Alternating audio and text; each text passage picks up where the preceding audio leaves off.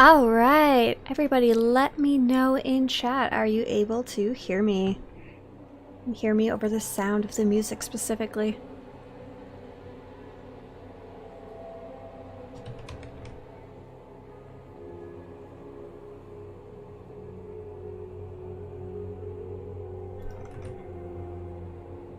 Perfect, awesome. Hey everybody, glad to have you here. Thank you for all the confirmation of loud and clear. What are we going to be doing today? We are going to be playing my Sith Inquisitor Javik. This is the long continuation of a wonderful story. We've been playing with him with a huge focus on roleplay, story, playing every quest in the game, making appropriate decisions for this character, and also just playing on a free-to-play account to see how it goes. So what is going on in Star Wars right now? So right now the only event that is running is the Dantooine event, and if you haven't checked that out, today is the last full day and tomorrow it will run until 11 a.m. PDT. So if you wanted to check out the Dantooine event, I've just posted a link to a guide.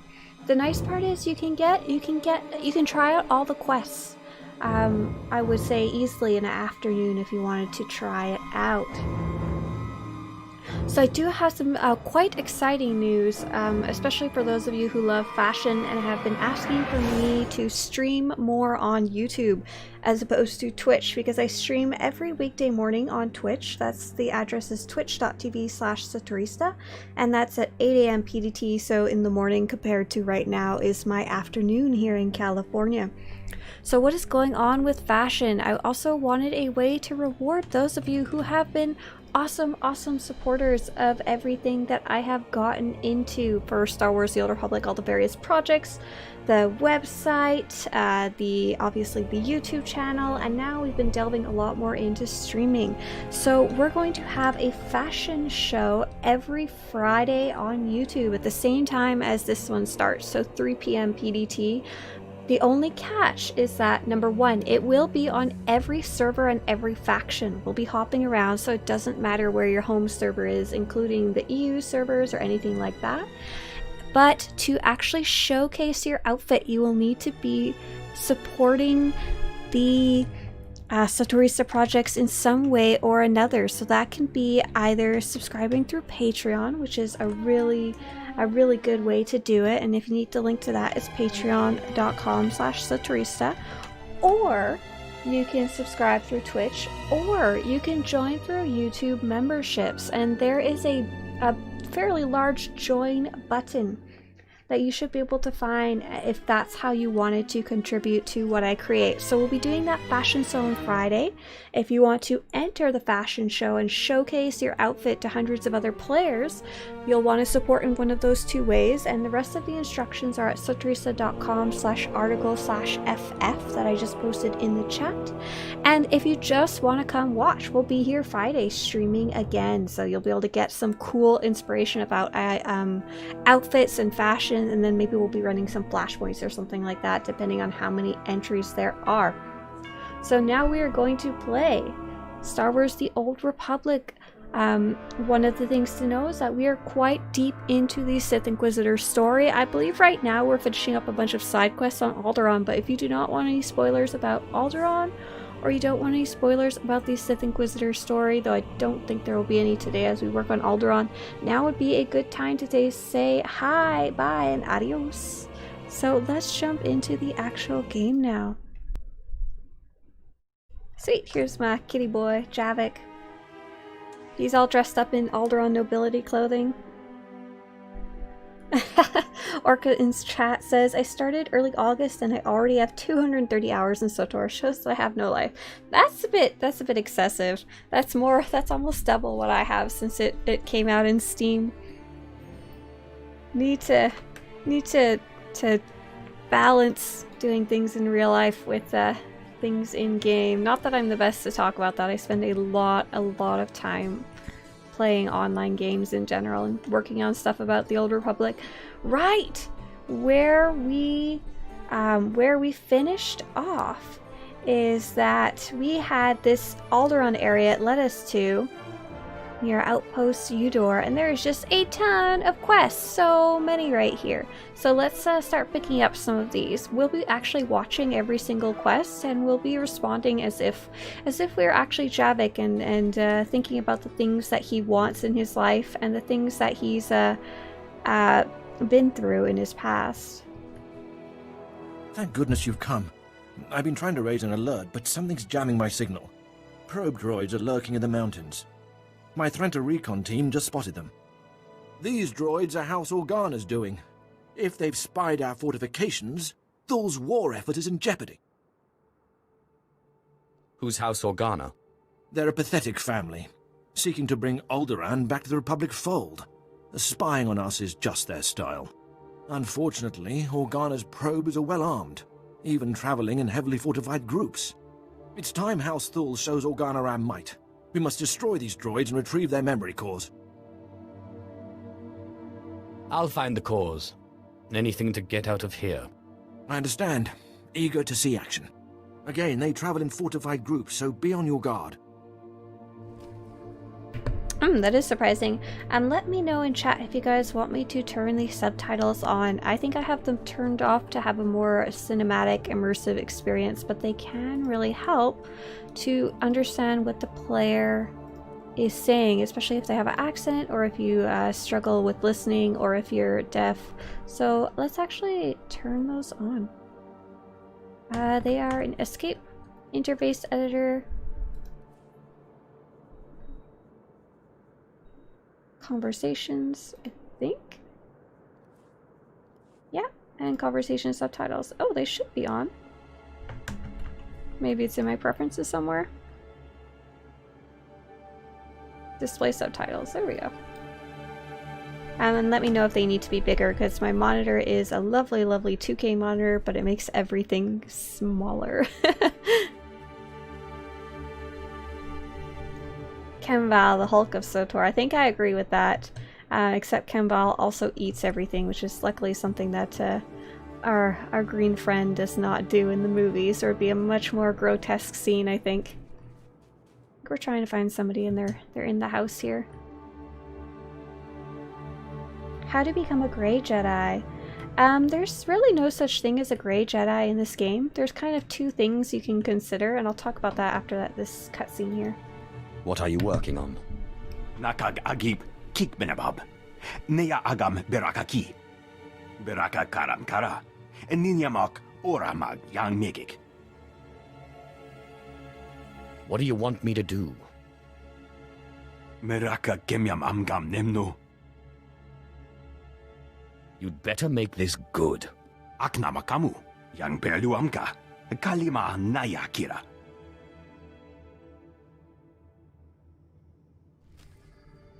So there's no such thing as a true Grey Jedi in Star Wars The Old Republic, so you've got two options for kind of replicating that, and it kind of depends what you want.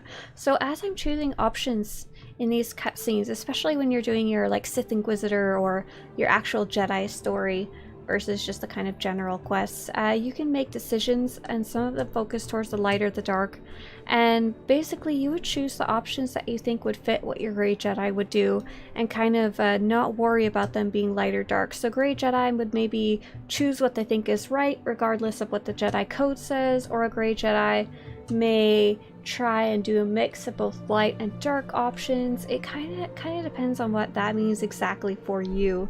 And then in the mechanics of the game, you also have the dark and light meter, I guess you could say. It doesn't really mean a lot, to be honest, that meter, but you could, every time you do almost any action in the game, crafting, questing, whatever, you can flip this dark and light meter on the bottom right near your minimap, and that'll flip whether you get dark side or light side points from it. So if you wanted to keep it balanced, you could switch back and forth all the time.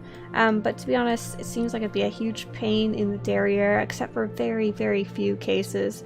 For example, the Sith Inquisitor has some neat minor difference at the end of their story depending on their alignment, and neutral is one of them. 3 killicks crawling into the nursery, creeping past the royal guard. Whatever do they see? I'm Dr. Ganalia, my lord. You must be interested in the Mother's Milk Project. What is this creepy? This is creepy. By all means, continue. I'm developing a serum that neutralizes Killick lava. Toxic Membrosia nectar, technically. Pump it into an egg. The babies feed. No more nest. Moff Sarek wants enough serum to spray down the hives before the next hatching cycle. I'd gladly oblige, only my field testers keep disappearing. Spray the hives with poison. That sounds like genocide. Oh, it's barely population control. Besides, better their children than mine. I sent an armed squad to try the serum on Killick eggs. The boys took my equipment and never reported back. I'm not deserving of Sith assistance, but the project is. Would you be willing, my lord? What's very interesting is one thing we decided early in this story is that some quests wouldn't be, I guess you could say, canon for Javik's story. He's not an evil person. He's very against slavery. He wants his freedom. He doesn't really enjoy killing people, though he's a bit quick-tempered and impulsive. This kind of quest he would outright probably refuse. He's not really interested in killing an entire bug species he barely met so far. Me personally, we've had an ant infestation at home recently, so I'm like, let's sing to the little ants and murder them all. Tell me what to do. Excellent. Salvage the equipment from the last team and pick up where they left off. These are their last known coordinates. I'll be here writing the boys next of kin. Oh no, Antarian said don't forget to switch your alignment back to what it was, but I'm not sure I remember what it was before. Looks like we're trending towards the dark side, so I'm guessing that's what we were pointing it towards before. Luckily, there's lots of things you can do to switch it around if you don't like your current alignment. I have a whole video about how to gain dark side points quickly, and if you want to go dark side, use that video. If you want to go light side, use the same video, just choose the light side options instead. My lord, I need your help. I've had it with these thools. Always pestering me, begging me to send them off on some vital mission. I finally caved, allowed some of them to investigate a crashed Organa transport. 2 days and still no word from them. Death is merely the final failure of the weak. I don't give a toss about the thools either, but that ship may be important. My men downed a vessel a few days ago. It crashed somewhere nearby, buried under a mountain of snow. I asked for someone to investigate the wreckage when the snow thawed, and those twits volunteered. Like an idiot, I allowed it. I'm sure there's nothing to be concerned about. If they were still alive, we'd have heard something. A distress call, anything. It's possible the Organas were bringing in something dangerous. With the thools not responding, that seems to imply it was important.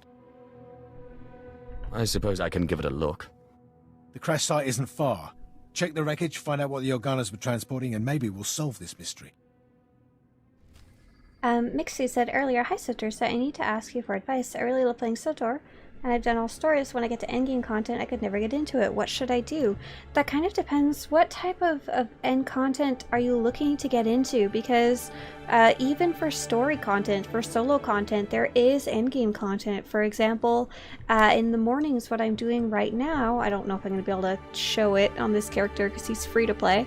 Yes, so if you've played the expansions, these chapters actually have difficulty modes that you can set with this bar down here, and I'm doing the master mode difficulty ones. It's really difficult, but I don't have to worry about grouping up with other people. And then when it comes to the type of group content you want to do with other people, maybe you want to do veteran and master mode flashpoints, or you want to do operations, my biggest advice is finding a guild to do them with instead of just trying to group up with random people. And if you're looking for a guild, I've made a tool that hundreds of players have volunteered to contribute, either helping me create it or helping to list their guild or helping to moderate it. And that's a really good place you can look for other people to do that endgame content with. And really good place to start, if you're not quite ready for that, is using the group finder to do random flashpoints with random people. And I have a whole little guide about how to get into that.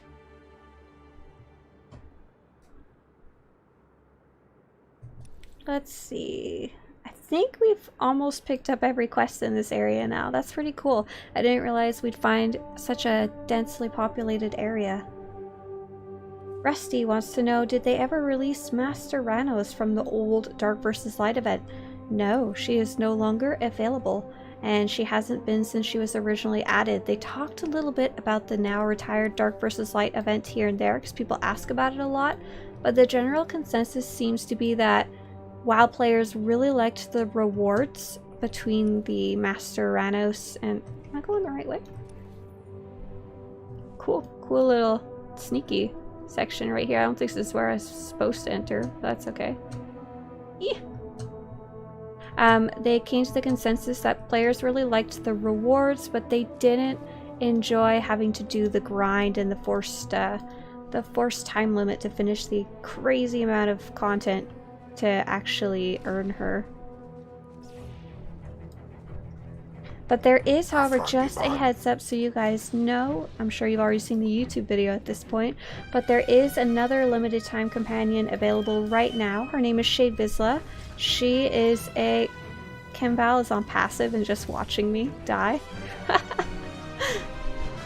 She is a limited time companion. She's considered a... I guess you could say a kind of a cartel market companion. She was previously a subscriber reward, and she was last available in 2016. She's a Mandalorian. And if you wanted her, she is going to be available if you subscribe by any method to the game until October, I think it's either October 2 or October 5th. And if you want to see if she's worth it or not, I have a little video about her, and at the end I've shown how she looks in combat and what her teeny tiny cutscene is like.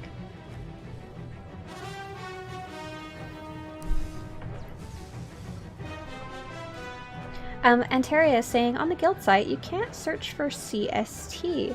Yeah, you also can't search for mountain time. My biggest suggestion is that you instead pick which time zone would meet your needs of when you're available to play. Like, when is your afternoon time? Does that line up better with the EST time or the PST time?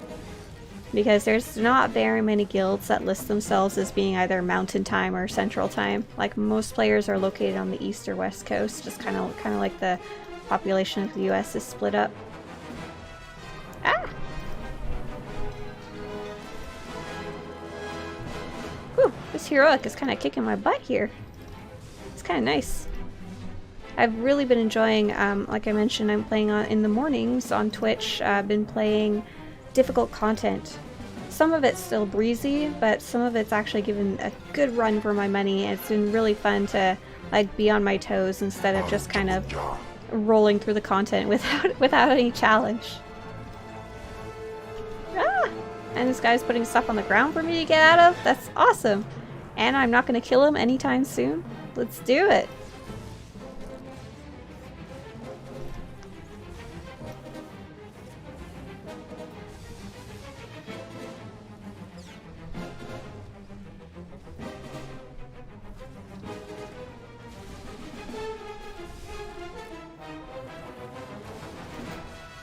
Yeah, bonus points, Shea Vizsla.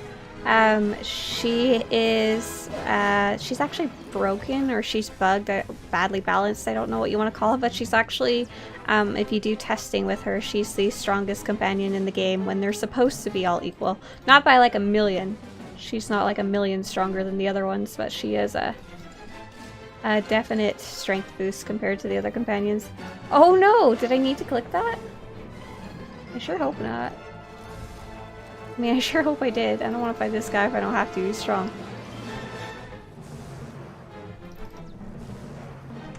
Why don't you use Thundering Blast? I am level 50. Do I have Thundering Blast yet?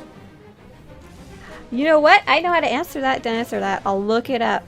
I have been working on some awesome guides, and that would actually be super useful for me right now.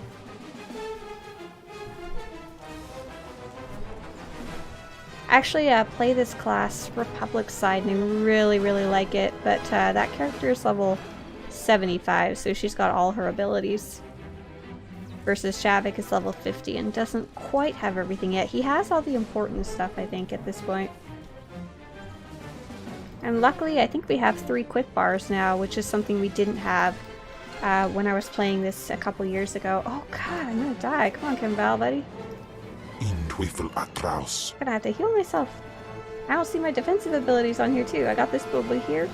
Bubble! Stun him!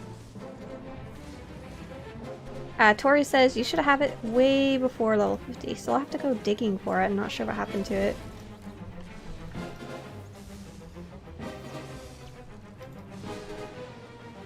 Oh, there we go. Okay. Phew! And we didn't get anything from that, or at least not what we needed. Martin says, free? I don't have that kind of money. By the way, anyone who's jumping in to watch the stream and hasn't played this before, or hasn't played in a very long time, the game is available for free, and we're actually playing on a free-to-play account right now. We're level 50. We've been enjoying it a lot, even on the free version, which has some restrictions. I'm not sure I want to do the heroics on this character. Like, I kind of want to... These are really difficult compared to the other quests. Kind of like rolling around without too much challenge so I can actually talk to you guys in chat.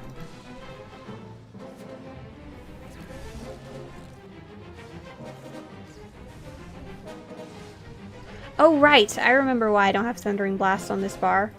Because what I wanted to do was not worry about my abilities at all until I reach level 60, because that's going to be the free-to-play maximum, because up until that point I'm leveling quite fast, and I'm getting abilities at a really steady pace, and I didn't want to stress too much about learning how to actually play until then. Let's give Kimball some help and heal myself up.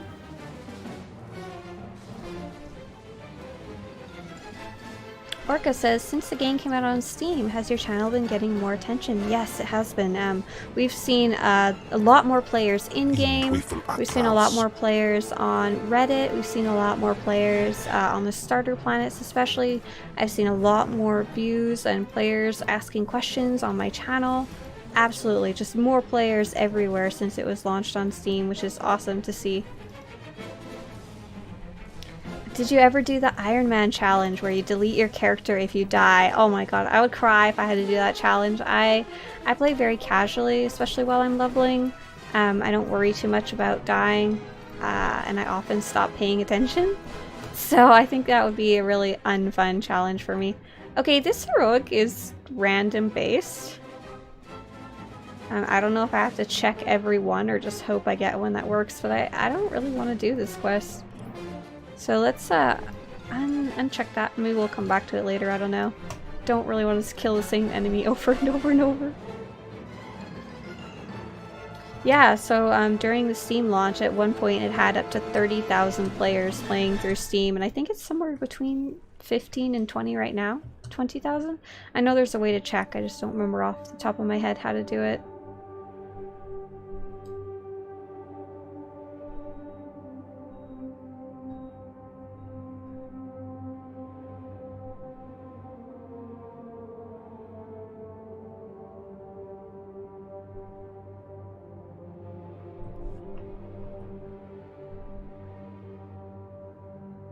Hey, welcome back, Jesse, or rather, welcome back to me, I guess. Yeah, we picked up playing Javik again. The only difference is that this time it's live versus not live. Is it worse to get a subscription to the game? Yeah, so that's super up to you. So what I generally suggest is that you don't have to get one right away. Like, as you can see, I'm level 50, I'm all the way on Alderaan, and I still haven't subscribed yet, and I'm still really enjoying the game. So it's not like a huge, you must subscribe right away. Once you do subscribe, though, you permanently unlock all the expansions, so I highly recommend that you subscribe at least once at some point. And then whether you want to stay subscribed after that is completely up to you and how you play. Like, do you do the types of activities that require a subscription or not? Are the restrictions annoying you or not? And it's going to be super, super personal to you. For example, one of the reasons I like to stay subscribed on my main account is because the credit cap restriction and the ability to play operations. What is your favorite lightsaber color, Crystal? Ooh, I really like turquoise color, and I really like mint green color. They're kind of closer to the classics. They're less like crazy tricolored crystals, but they're still not the normal blue, green, red kind of thing. Amethyst is real pretty too.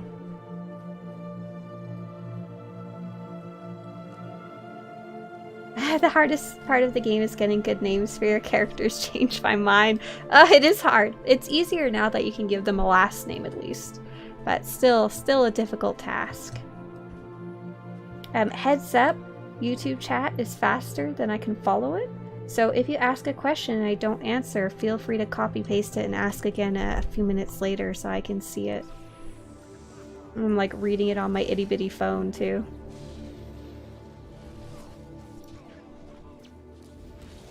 Who's your favorite companion? I really like Nadia. I just really like her character arc and growth. We were talking about this morning too, but M14X is a really awesome companion in terms of the voice actor delivery and the writing. Just such a goofy trooper companion. I know a lot of people don't like him because he had some very strong requirements to acquire if you weren't a trooper. Sweet, I think we're headed vaguely in the right direction here.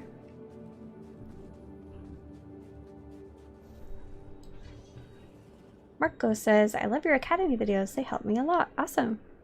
Glad they're useful, Marco. Did you know if you play the game's music, it will be a copyright strike? Yes, I get one pretty much every time we play Javik, and I just dispute it and hope for the best. But I really enjoy listening to the music while I play, and I'm sure you guys like it too. So I'm willing to risk the demonetization. That's okay. We play Javik for fun more than anything else. Yeah, I like Salic a lot on the Sith Inquisitor. Ooh, something popped out of stealth. Jorgen is a bad man. Jorgen's a Cathar. He's my trooper kitty friend. Isn't there a Skyrim soundtrack somewhere in the game? No, I don't think so. Maybe something that sounds kind of similar though. Darth Corrin's suggestion is level as free-to-play first, and when your XP gets throttled at level 20, at least by then you'll be a good ways up and can get to 70 and 75 faster. I actually really disagree with that. So from my experience playing on my free-to-play account, you still level incredibly fast, and the 20% reduction of XP that happens when you hit level 20 is honestly not a huge deal. It's not like something that I think is worth subscribing over. However, by the time you hit level 20, you will probably know whether you like the game or not, and it's a good point to kind of reevaluate, like, am I enjoying this enough to subscribe? So that is a really good time frame for that kind of thought process.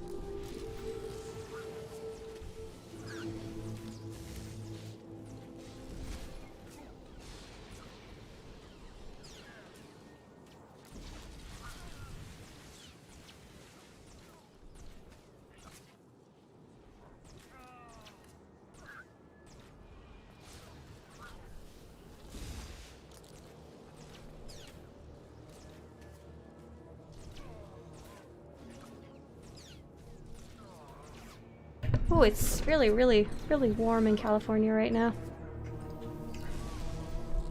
Hero wants to know what's the best starter class, and they were looking into Warrior. Like, yeah, Warrior is a really good, very classic story to start off with. It goes really deep into, like, if you like the Sith Warrior is going to be a great one to jump into. Get some crazy lore in there too. And thanks, and welcome to the game. Corey says, is it a problem to wait and level companion skills until after I finish a class story? I don't think so. That's pretty much what I do. Technically, if you have like the credits or the companion gifts, it's better to do at least one character while you're leveling, because then you can have them along and they're stronger and they can fight things better. Like, I don't even know what my Chem Val is at.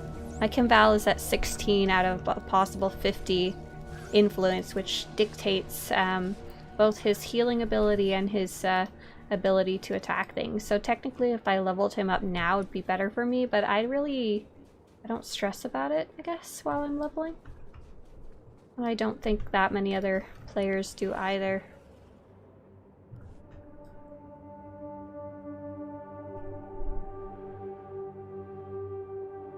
Rom actually played a full set of, I assume, 4 characters on your server. Yeah, before they decide to subscribe. That's definitely the best penny saving way to do it for sure. I'd probably wind up subscribing before then just because I wanted to check out the expansions. I get very tied to my characters. I'm very like attached to them. So I usually play one character for a long time instead of starting new ones.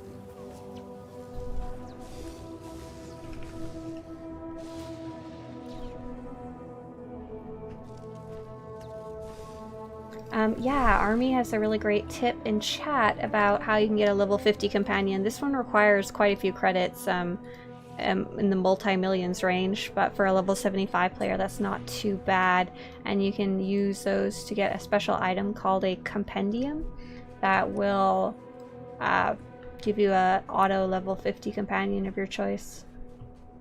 Didn't the game used to have present boosting gear? Asked Rusty. I think it still might, but it's like a relic. Like, I don't know how you would get it, or even if you're supposed to still get it anymore.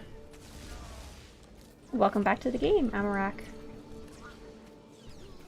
You left in 2014. That was a while ago. You've got a lot of content to enjoy in the meantime now.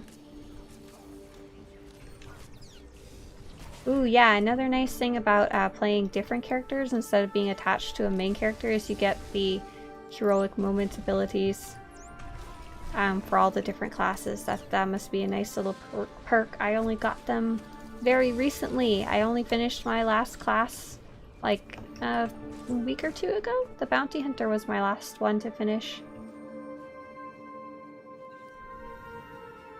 Hey, Miss, I'm glad you found the videos useful. Are any companions better than others? So they are supposed to all be balanced, and none of them are hugely different from the others. Like, you don't have to stress too much about it. I really don't care. I take the companion I want and I don't worry about their strength. But technically, Zoom, who is a very exclusive companion, Zoom is the best healer due to, I believe, her cleanse, something like that. Shea Vizsla is the best damage companion due to a special AoE ability she has. She does like a fiery attack everywhere that other companions don't have. And then apart from her, the best damage characters are ones with dual pistols, because there's like a bit of a, I guess you could say, a bug that has to do with the fact that they have 2 weapons. But even when I'm doing the most difficult content in the game, I honestly don't stress about my companion. Happy birthday, Zor-El. It's your birthday and today you're playing SWTOR. Nice! I've definitely had SWTOR birthdays too. I'm like, this is my birthday! I'll do what I want to!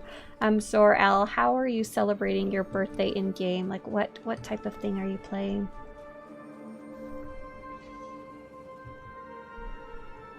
Have you ever switched to free-to-play? Oh, like, have you ever gone from subscriber to preferred? So this account I'm playing right now is free to play, but I've been playing on this free to play account since the beginnings, like since I made it, so I didn't really switch.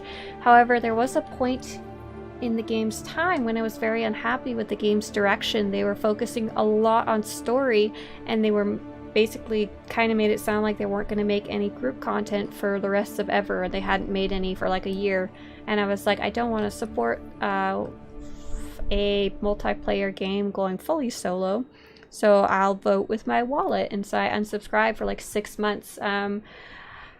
It is quite restrictive. Basically, I unsubscribed and then I was aware of the restrictions. Like, I didn't go in and be like, wah, I can't play operations. Instead, I was like, okay, what can I do instead with this time? Because I'm not going to be unsubscribed forever, but maybe just for a long chunk of time.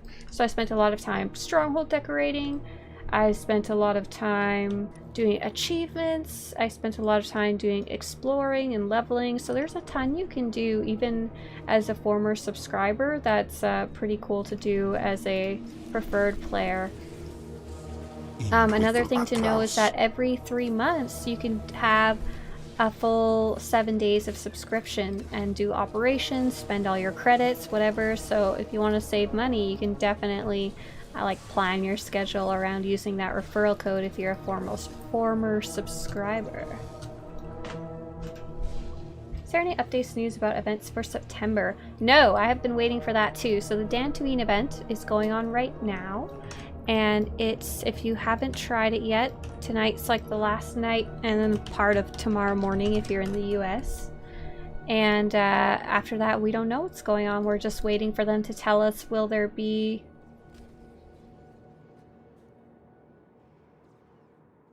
Oh, Darnak is saying earlier I had to pick up some of the bodies that I missed earlier. That's what my heroic problem was. Also, this little guy's bugged. Okay. Alright.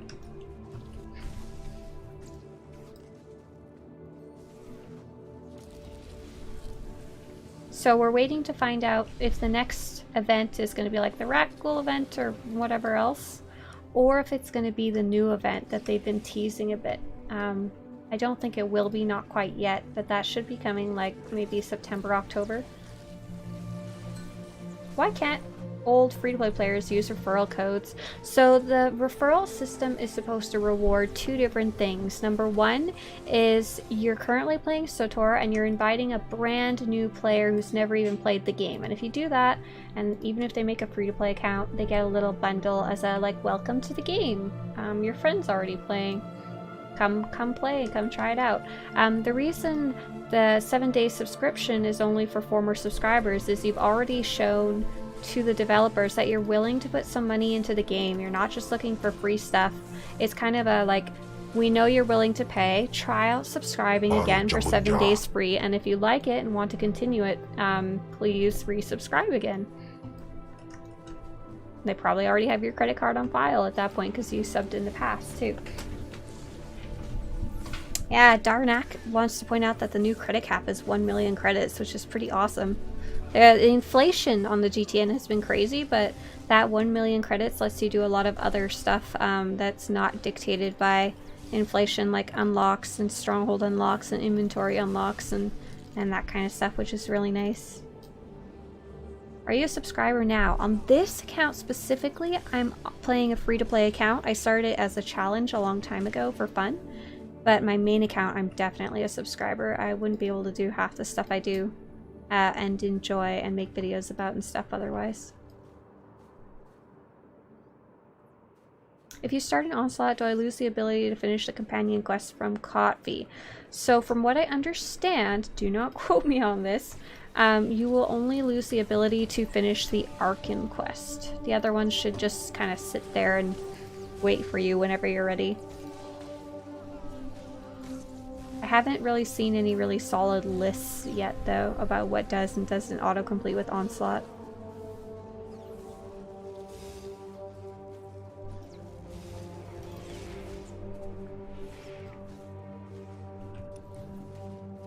Oh, yellow thing. Why is ranked PvP so toxic? I mean, it's a great question. I don't think it's one we could really properly answer on stream, but in short, player versus player content attracts the most combative, competitive types of personalities. Consider you're someone who wants to knock other people down a peg. Which of the different types of contents seem the most fun to you? Probably PvP is what you would go join. But it also is one of the few places that really elite players, whether they're nice or bad, can really show off their skills and really learn and compete and stuff like that. The only other, I would say, equivalent activity in this game is nightmare mode operations, and those are more difficult to get into because you need a full team for them, and they're also an entirely different type of challenge. Like, I would definitely say playing against other players is harder to master than learning how to play against a computer.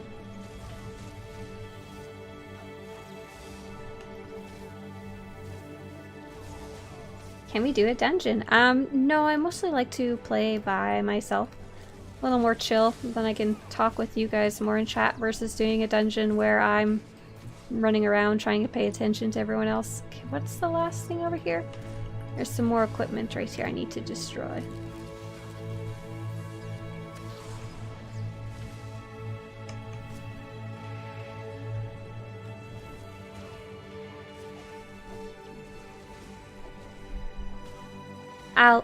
Al, please don't post about doing things that are against the game's terms of service. Thanks.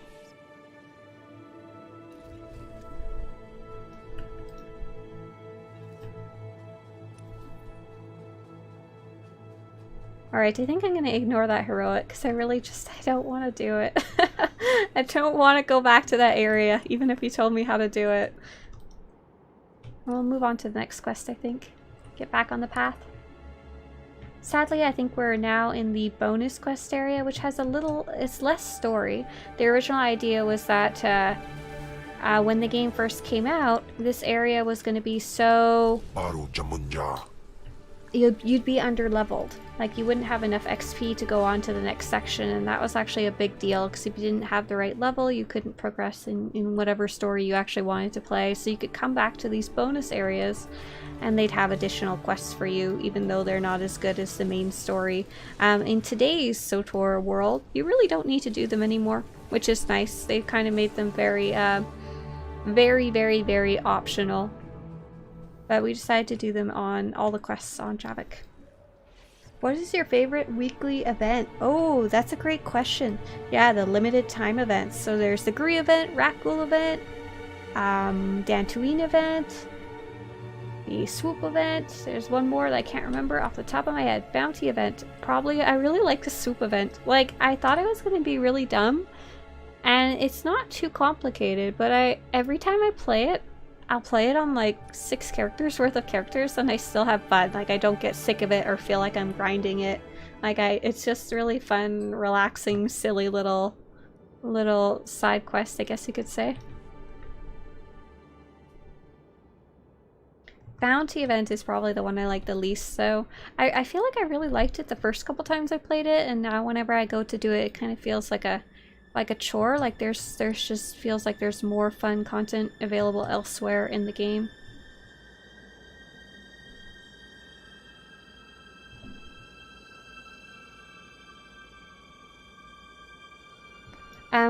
Gareth wants to know, if I use a referral code, will I get the expansions? No. So a referral code gives you everything a subscription would, except it does not give you the expansions. It's like very specific. It will not, you have to pay to unlock the expansions. They will not give them to you for free, which I think is pretty fair because they have to pay the bills. Oh, JK likes the nightlife event. I forgot that one and we just finished it up. Are you going to do more streams on YouTube or Twitch? Because I have to look back and forth to find out if you're streaming. The good news is I stream on a pretty set schedule now. So it's every weekday morning on Twitch, 8 a.m. to 10 a.m. PDT. And then on YouTube, it will be just in the afternoons of Mondays and just in the afternoons of Fridays at 3 p.m. to 5 p.m. That's it. And then if there's any others, it's just super random. And I don't know if you guys use Twitter. I usually post when I'm about to go live there too. If that's a... Oh, these guys are gonna kill me. Why? Did I like fall off a cliff and I didn't notice? I only have 1,000 health.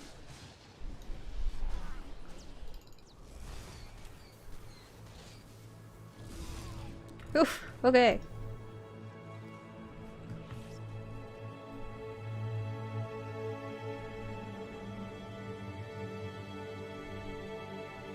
What species would you like to see added to the game? So the ones that I most wanted were, I wanted Nautilins to be added, and I wanted to see Togruta, not for myself, but because I think a lot of other players wanted them. Hey look, another quest! Oh, it's a heroic quest. I'm scared. I don't know if I want to do it. I don't really have any species now, though, that I really desperately want or that I've seen a ton of players ask for. I think I'm okay. I'd rather they spend time on other content than species right now. Though if we're talking about species, one thing I'd like added is more options for all current species, like more hairdos, more colors, more patterns, more eyes, whatever you want to call it. You, come closer. Let me get a better look at you. My lord, I apologize. In my abject stupidity, I did not realize you were Sith. Please forgive this unworthy one. In my abject stupidity, I did not recognize you were Sith, as I'm like walking around with a lightsaber and I'm like the dark kitty in the night. No offense taken, friend. What can I do for you? I appreciate your tolerance. I am Phanatex. I was apprenticed to Sith Lord Mahish until he was struck down while searching for a Jedi in the employ of House Organa. My master was ambushed in the mountains by a force of aliens, loathsome adversek. They were trained in special arts, and they slew him. What kind of capabilities do these aliens have? Resistance to the dark side of the Force. It is said that defensively they fight like Jedi.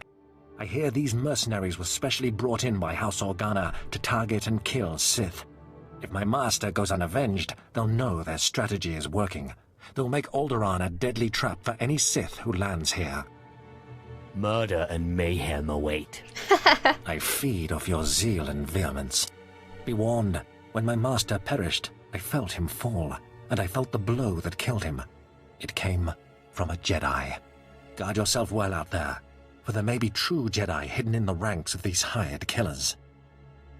Harry says, so, just starting it up again after many years. Any recommendations for relearning mechanics? I would say don't feel overwhelmed and take it slow. If you haven't played in a really long time, start off a new level 1 character instead of trying to jump right onto your like level 50 or whatever character. But other than that, take on the different systems in the game a piece at a time. Like, you don't have to do crafting and Galactic Starfighter and PvP and flashpoints all at the same time. When you find one you think is interesting, feel free to Google guides about it and start in that way. Like, you don't have to take on the whole galaxy at once and get crazy overwhelmed. If you have any questions about specific stuff, I'm sure a lot of players would be happy to answer in chat too. Oh, here's all the bodies on the ground I think we were looking at earlier. I saw a couple of you talking about Plo Koon and Keldor and my favorite Master Nostoral. They actually mentioned Keldor as a species, talking about it in the past, but they said, in short, the Keldor species, the Plo Koon species, they didn't really have enough customization in canon lore to make it so that they could do a true like character creator, which kind of sucks, but it's understandable. There's also the issue of they don't have a mouth, so how would you do kissing scenes when they're wearing like a rebreather? Oh, we get to poison egg babies here. What would you say the best way to level is? Like, I know the fastest way, and I have a video about that, about how to level up fast if you need it. It's got a ton of tips, basically doing the class story quickly, or if you have a really experienced team, doing flashpoints is really fast.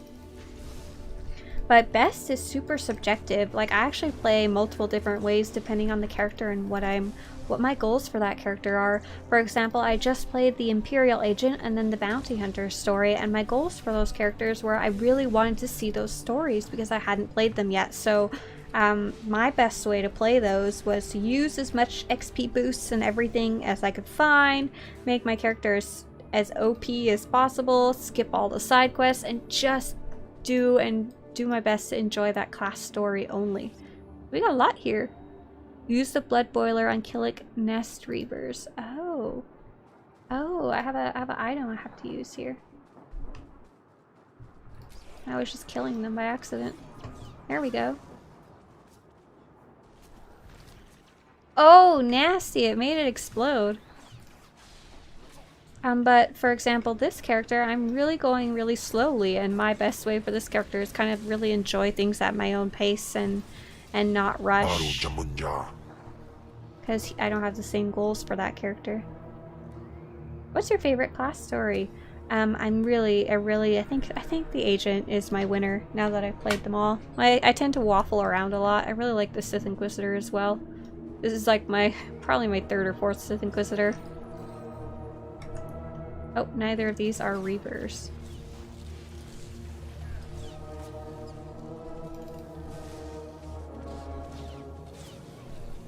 Hey there, WSC.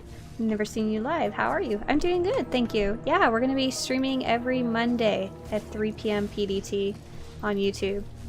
And we'll be here back at the same time on Friday. We'll be doing fashion show. Ooh, we're going to go make Kemval go get that crystal. I don't think we need it, but we want it. Is this Sentry? Ah, here's the Reaver. Nice.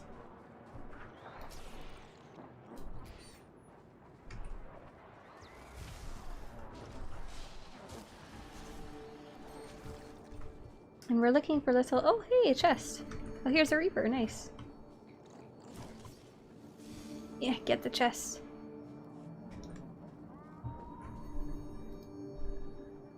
Oh, I can't use the special item on him because he's stunned.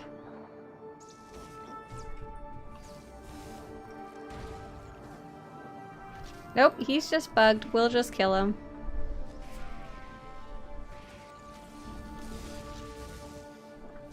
What would you say the most boring story is? I probably will never play through the smuggler story again, though it has a bunch of great one-liners. The bounty hunter story, for me, was one of the least exciting, I think. I played that one recently. But it really delivers on that fantasy of being a bounty hunter. Like, if that's what you want, play the bounty hunter story. There's just not a ton else going on. There's not the intrigue of the other stories. I know the Consular is widely considered the most boring, but I personally don't feel that way. It's just slower and more subtle.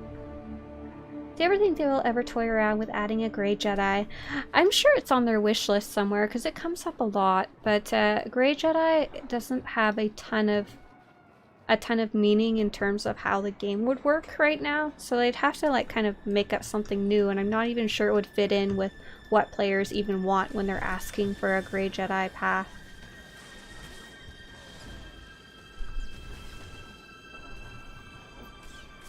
Ah, Baron wants to point out I can only use that serum on bugs that I'm not currently fighting. Sounds good. Darn that Kim Val for turning him into a whirlwind.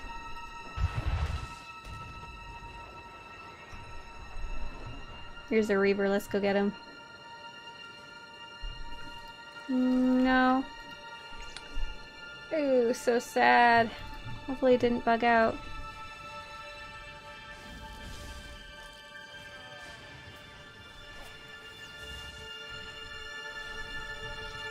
Hoping maybe it would activate while I'm fighting it, but oh.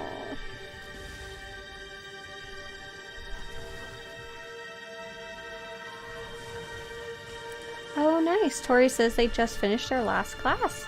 Jedi Consular, very nice. Bug out! Oh my god, I didn't even mean to pun. That's amazing. I should get an award. No, by award I mean like a slap. Oh, there we go. That one worked. Awesome. Oops, someone else is questing up there too. Here's another one. We'll wait a few seconds. Do you think they should add the Darksaber? A couple players have actually figured out a way to combine multiple different items, like 3 different items, to get a really good Darksaber. Actually, I actually did that on a live stream a while ago. I should probably make a video about it because it's pretty cool. It's pretty cool looking. I almost want to say it looks cooler than the actual Darksaber from the series.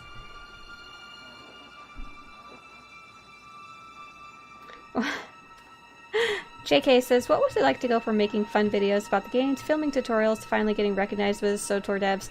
I would say it was a very natural progression. I've always been making stuff for my guild, so it was only like a small step to switch into making it for other people. And I'd already gotten a ton of player support by the time the devs had kicked in, so it was really cool. Like the first time they had official support for me, I was like, oh my god, so cool. And at this point I'm just like, it's not the brush with fame has worn off, so now I just kind of enjoy making stuff for other people. And I look forward most to like my personal achievements now versus other people acknowledging. Like right now I have some really big projects I'm working on, like the GSF series, the Galactic Starfighter series. I'm super proud of finishing because it was something very difficult for me to learn, and I had to work with a lot of other people asking questions too. And then I'm working on a big project about the basics of playing all 48 classes, so that's a big one too. Kwong says, any idea how the player numbers are? Is the game staying up for some more years? So the game just came out on Steam, and the population has been insane, like really crazy. Like a lot. In the last month or two since it came out? In the last month, yeah. So it should be fine, I would say. They're already talking about what they want to do for the 10th anniversary, and the 10th anniversary is not at the end of this year, but at the end of next year. So I think we're good at least until then probably an extra year after that, so you don't make a major update and then shut down the game. So my guess is we're good for a while. Like, anything you want to be able to play, you should have more than enough time to play before it shuts down. And also the game's 9 years old already. It's kind of shown that it has staying power at this point. Like, I really am not worried about it right now. If you'd asked me, like, during certain points of the game, I might have said yes, but right now we're G2G.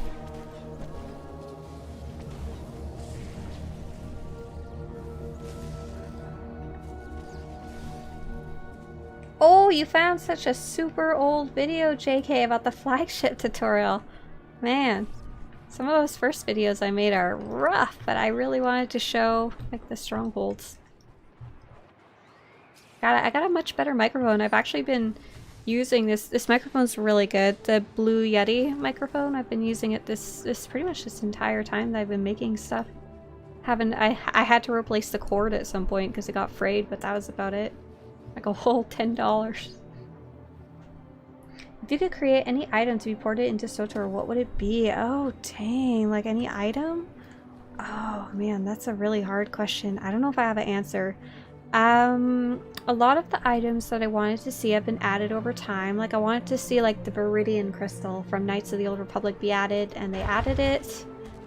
I'm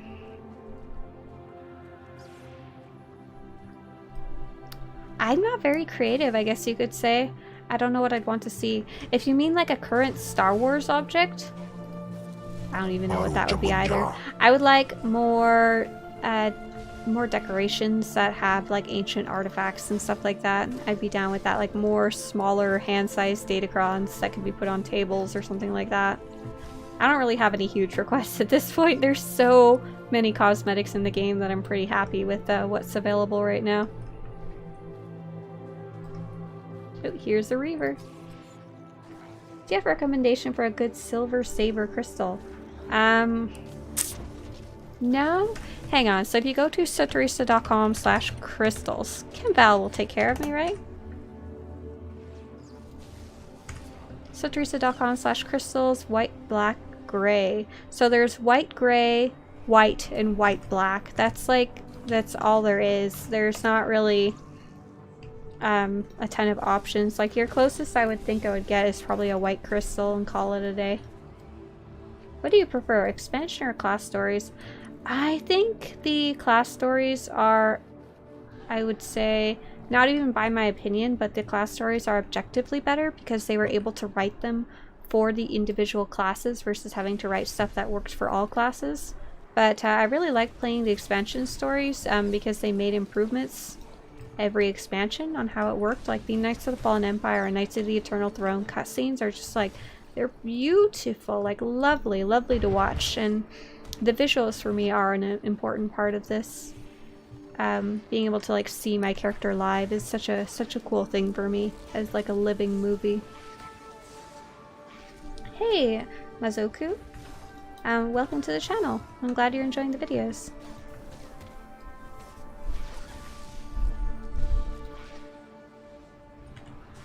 We hope Dave Filoni is one of us.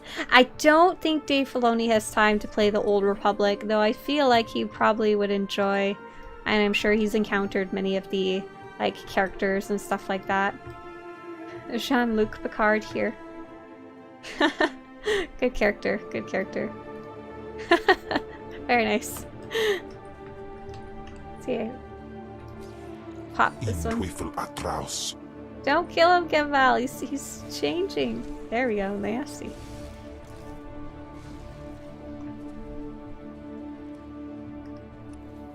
Shea Vizsla's Bay. I gonna have to agree with that. Okay, I think we're gonna head back to the outpost. I think we did most of the quests here. Oh, we got one more Killick egg to poison over here. Oh, we can't sneak. We're bad at sneaking. We don't have stealth on this character. Yo, how long have you been playing this game for? I have been playing Star Wars The Old Republic since a little before it launched, so about 9 years now. Pretty crazy. Pretty crazy. I've been playing a long time. I've taken a few breaks, but I've been playing for the most part the whole time. Just how casually or how actively I've been playing has changed over the years.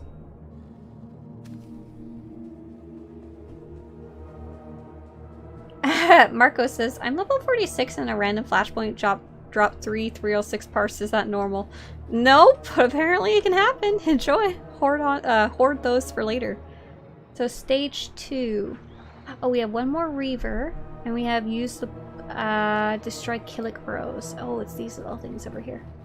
These little Killick holes. I'm imagining I'm taking care of the ants that have been crawling all over the house in California. Are you a founder? Yeah, definitely. Don't really consider that title to mean a lot, though. Figure if you've been playing the game for like a year, you probably know more than most every other player in the game. It doesn't really matter too much exactly when you started.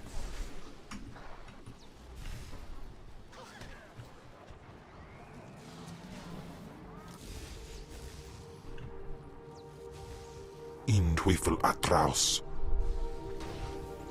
Killix, I'm just trying to kill your babies. Stop attacking me. We don't need to fight. Are you playing on a free-to-play account? How come you have a Cathar? Yes, that's a great question. So we did, that was our one concession to cheating on our free-to-play account. I bought a Cathar character because I had not played any Cathar characters before, and I sent it over. Everything else, though, is going to be vanilla free-to-play. We did cheat that tiniest bit. That's explained in like episode 0, and we're on episode 55. I don't expect you to know that, though. Just go watch like 60 hours of content and everything will be explained. It's fine. And we need to find one final Reaver here. Oh, Killick babies! Oh no! Me and Mr. Swtorista, yesterday we watched A Bug's Life. I was getting so anxious during it because the bugs are so mean. They're so mean to Flick, and then there's the princess bug is like always freaking out, and then the grasshopper bugs are gonna like, yeah. It's that's the Killick hive right now.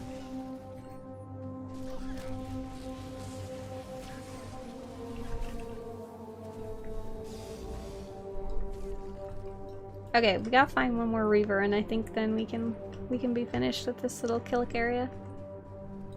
I keep trying to stealth out. It is not working on this character. Sentry, Brawler. We killed everything for miles around. Corey says the grasshoppers scared them as a child. They are scary. They're like gonna kill all the ants. I don't even know. Camval, did you seriously just stun the bug and remove my ability to use my item on it? Camval, that's not nice. I'm unfollow. That's evil. I think that's what happened that bugged it out earlier. Player in chat says, you seem to like yellow color crystal as your favorite, or matches RP or looks in some way. Actually, it's just because we level up so fast. Trying to constantly be upgrading our color crystal is not really something I want to worry about. Javik would probably be using purple color crystal if we were keeping up with that better. Remember to dodge and interrupt. I'll remember to do none of those things, and you can't stop me until I hit level 60. Then I'll start worrying about it. Confronting Darth Thanaton. Wish you luck. Good luck. Good luck against Darth Thanaton.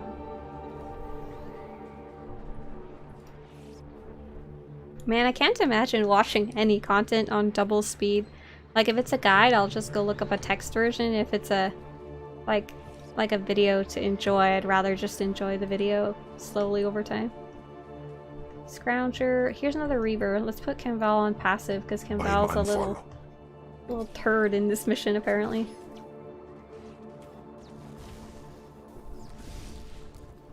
Yeah, I think purple would look really good for Javik. Otherwise, he'd be okay, I think, with a red crystal too. Yay! Okay. think we're able to finish poison the queen's egg clutch. Oh, cool! It opened up like a new quest over here. That's really neat. Do you miss gearing companions? No.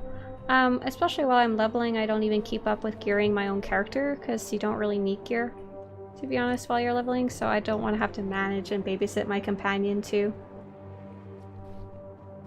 And I think it was a good decision in terms of what can a new player manage. Like, a new player can barely figure out how to open their inventory and their equipment, much less also find their companion's equipment panel. Oh no, all the eggs! They're all gone. Oh, here came the giant grasshopper. Killer queen! She's a killer queen!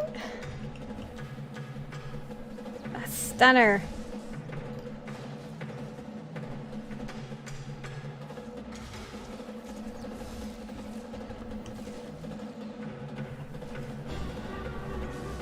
Darnak saying they didn't learn what an interrupt was until they were like in level 50 plus content. Nice. Yeah, you don't really super need it. I mean, it's actually really fun to have if you're already familiar with it, because it gives another small dimension to combat to make it more interesting. Nice! We did some serious insecticide. Bonus mission objective updating. Deliver the Killick Queen's head. Is it in our inventory? It is not. Oh, it is! Sabbath's Killick Queen head. The head of the Sabbath's Killick Queen. Okay, cool. We finished all the quests in this area now. So I don't think Javik really cares about all this bug stuff. In general, when Javik's doing side quests, my idea is that he wants to curry as much favor as he can with Imperial officials. That way, when he needs to call in a favor, he totally can. And we did that really hardcore in the class story of this planet. Was it I can't remember if it was the planet story or Javik's story, but one of them, he got a ton of favor with House Stool and House Pantier. Like, the kind of favor you could call in and they'd have to answer. Okay, let's turn in that Killick head. I've tested the formula on the Killick eggs. Here are your results. Oh, wonderful. A few adjustments, and we'll have the serum ready to go. 6 million larvae dead in their eggs. It may sound unpleasant, but they do much worse to us. Oh, so many dead bugs! Okay. Now we are going to turn in like 6 million other quests. Excellent. Others scoffed at your chances, but I knew you'd find the memory cores. These will reveal everything Organa's learned about us. I'm in your debt. Just doing my good deed for the decade. I assure you, the pleasure was mine. Organa's blind to our movements now. For that, you have my thanks, and that of House Thule. Aeon says, making armor, they started me with just armbands and belts. Yeah, you, as you level up your crafting, more crafting schematics become available from your crew skills trainer, and you get to make, like, full sets of matching armor and then more different sets, too. Baru Jamunja.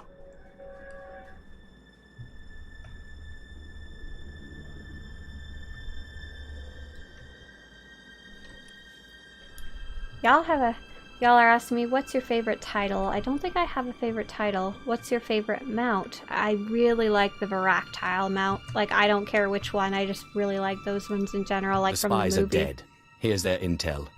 You see, officer? This is how you get results on Alderaan. If everything's settled, I'll be leaving. Your deed demands tribute. Perhaps I'll name a battleship after you. But first, there's Alderaan to conquer. Dreadnought If you'll Javik. excuse me, I have a fleet to command. Dreadnought Javik! Power class Javik. Pajam keptam. Runak ola garajam kala. There can be no doubt about that. Nemua bemguana. Kumia yang mem gamba paka. Bragam nemya inubuyin. Akamaka amkananya. Randy asks, what's your favorite planet? In terms of looks, I really like Ilum.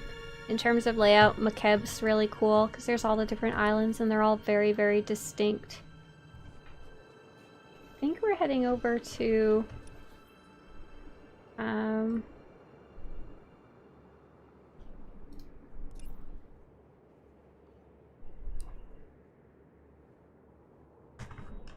Heading over to some quests down in this area. There's a heroic leading me this way, and a normal quest leading me down, so I think I'll go down because I'm more interested in non-heroics right now. Wee-hee!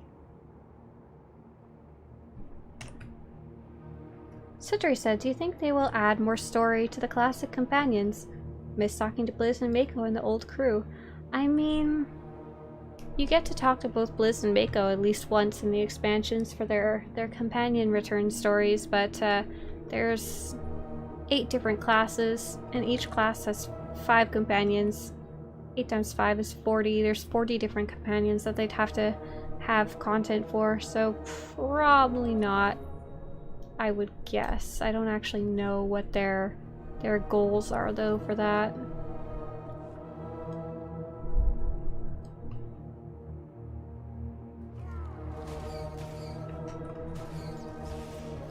Afragiban.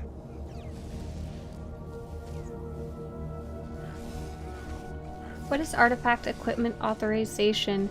In short, it's a perk that subscribers get that allows them to equip the best gear in the game, I guess you could say.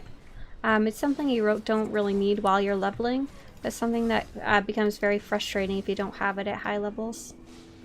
It's an unlock you can technically buy if you're free to play or preferred.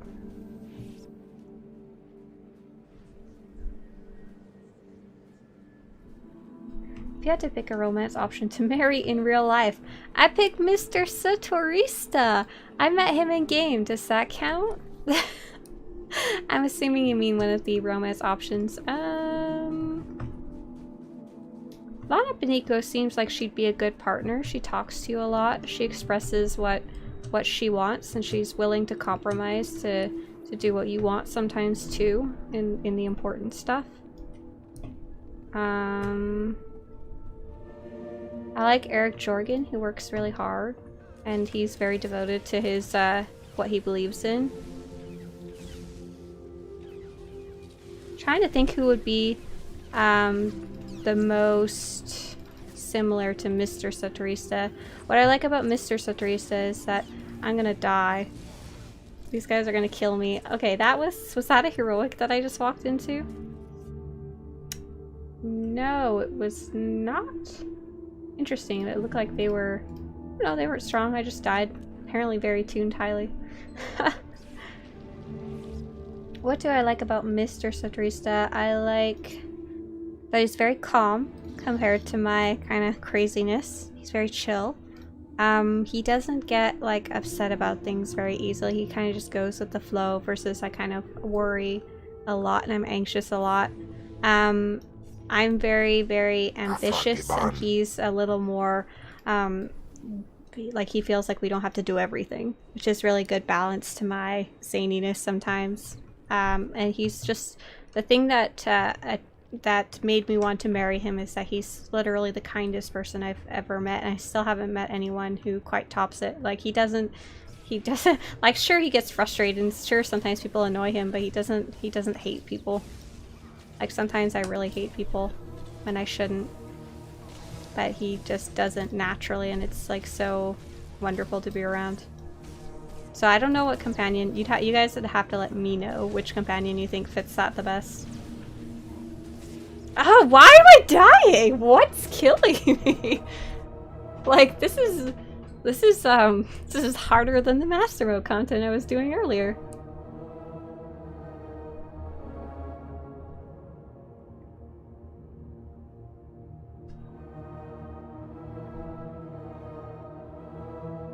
It says, oh, it is the heroic. That's why I'm getting my butt kicked. Okay, I'm just gonna leave the cave. Like, not go in there. I think it's gonna be a better path for me. I think I was hovering over the wrong thing. I was hovering on the exit and it was telling me about the other quests. Someone's suggesting Quinn might be similar. RV is pretty chill. RV28. Carlos says, can I use the Origin Deluxe pack on Steam? So yes, but you can't activate it through Steam. So you would buy the Origin pack, go to SWTOR.com and log into your account there, using the same account you used to log into the launcher, and then you can activate it there. And then once it's activated, you can go log in through Steam with that same account, and you should be subscribed. Like, it's not really a problem. It's just a little extra step there.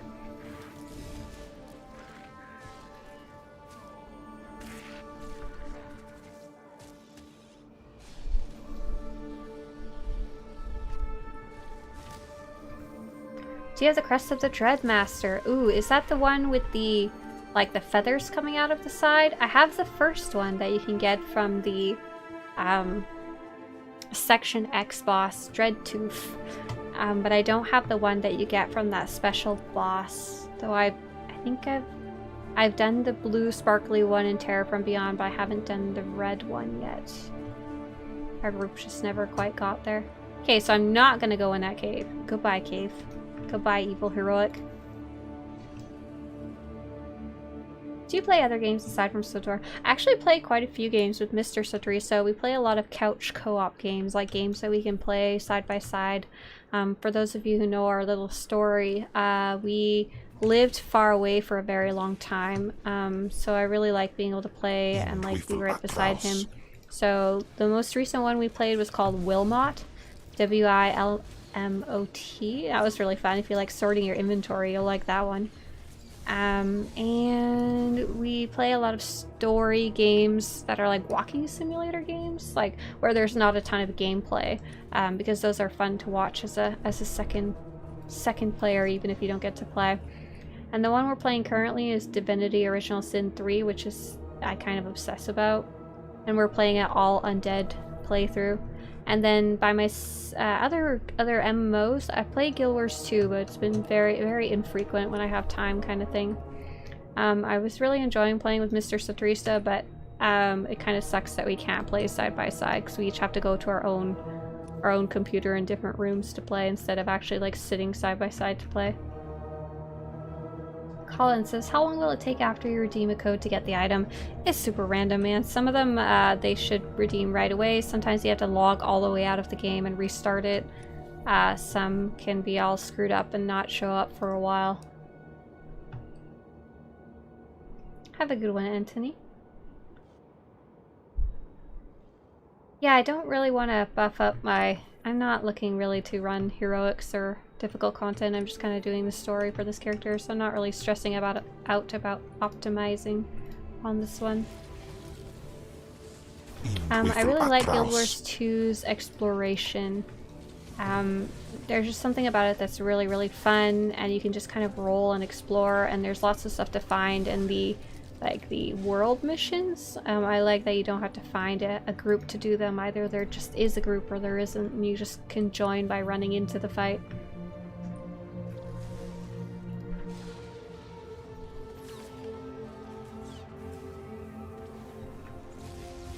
Super excited for Baldur's Gate as well.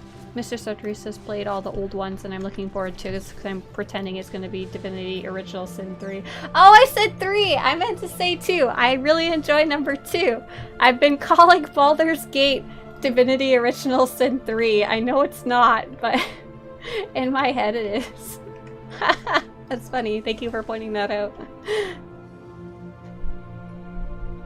Are you excited about the new LEGO Star Wars game? So I've only ever played one LEGO Star Wars game, and I know that's everyone's baby, but it didn't really click with me.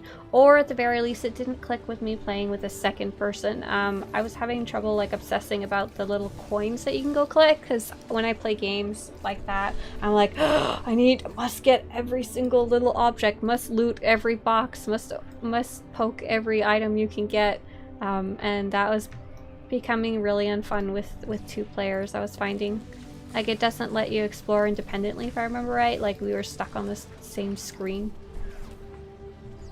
Heretic, yeah, sorry. But I feel like I'd probably like it a lot if I had been playing alone. It was just a different case. Eureka says, hey there, Swtorista. What's poppin'? We are playing the Sith Inquisitor storyline on Alderaan. We are killing all of the bugs. We are killing all of the bugs. I'll be here all night, folks. Afgudal And by all night, I mean the next 45 minutes. Is there a kind of music you and your husband enjoy listening to? So I'm like super uncultured when it comes to music. I'm like, let's listen to the pop radio if I get my way. Mr. Swtorista is into a lot more type of music. Like he's into like old school rap and R&B, and he really likes watching like documentaries about it and stuff too. He likes like folk music. Like I don't know if any of you listen to NPR radio, but like the kind of stuff that's on there. I lately have actually been listening to a lot of old school jazz. I've been liking that a lot. My musical tastes kind of just flip around. I don't really have as much of a connection to music as other people seem to have, but I listen to a lot of it as like background music while I'm working. It's very calming, or like helps me focus. Tori says, really sad, no celebration this year. Yeah, it was really fun to be able to share that with you all the best that I could from the actual event.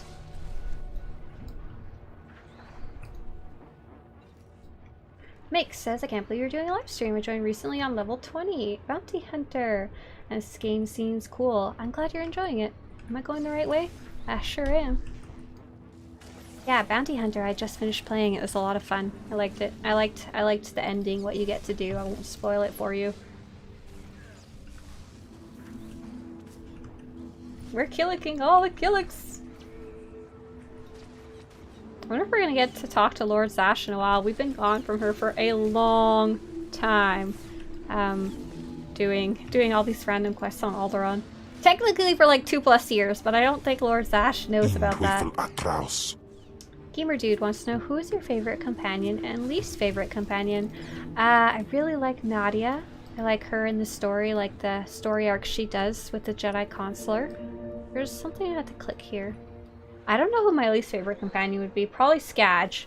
As soon as I could get rid of him, I got rid of him in the Bounty Hunter. I was like, nope, do not want at all.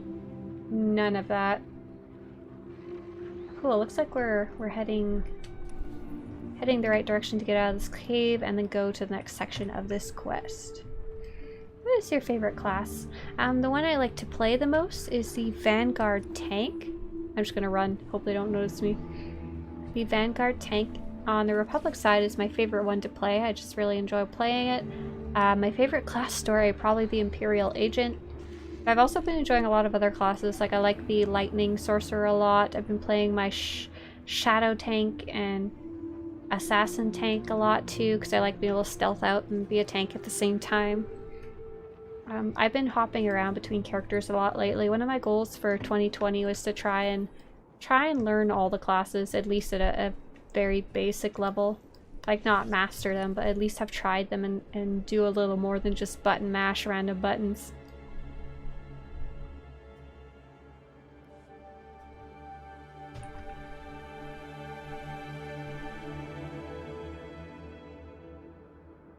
Orca wants to know about voice acting. No, I really, really respect what voice actors do.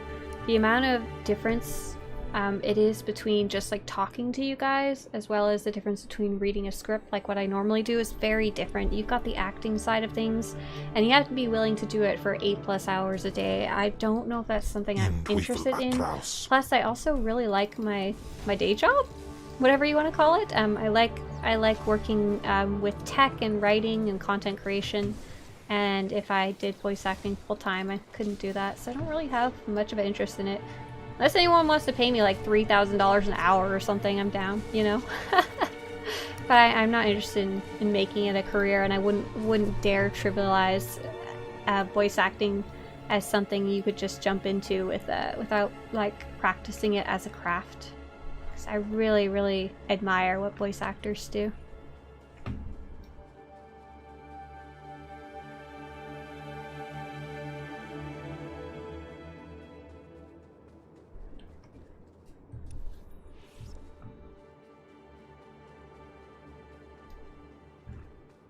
Hey, it's a bush.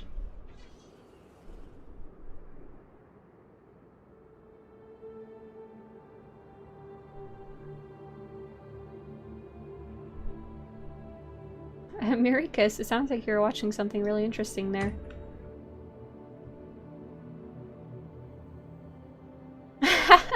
I know Lana Beniko is everyone's favorite gal, but Shingara wants to point out that she hero worships you so much it edges on stalker.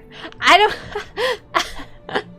I like your point of view. I don't know if it's quite true that she stalks you, but she definitely hero worships you, and it kind of makes me sad that she'll often go along with your choices near the end without even a real proper discussion about them. She'll just be like, okay, I trust you, let's go. Baru Jamunja. I think we saw Steve Blum, I can't remember if it was last Javik or one of the previous streams, but he shows up quite a bit in here. JK says, have you gotten creepo stalkers?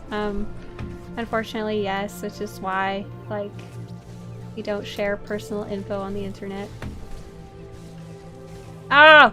Did I go in the heroic cave again? Oh my god. That was the dumbest thing I've done recently. That's the dumbest thing I've done today. I just saw a green cave and it was like, yes, I need to go in there. Let's do it. Can you discuss how you set up your quick bar abilities? Looking for tips as a Sith. So generally, I don't think this is a very good reflection because I'm on a free-to-play account, so I only get 1, 2, 3 quick bars, and I don't think I've even bothered to set these up other than the default, lol. But when I'm doing it properly, like when I'm actually trying, what I generally like to do is I like at the top row, I like to put my abilities that I'm using often that are attacks. In the bottom row on the left, I like to put my abilities that are multi-enemy attacks kind of together, because you don't use them against like an operations boss. Death Cave, Evil Death Cave. And then I like to put my defensive abilities together on the right if I have room, or I put them over on the other quick bar.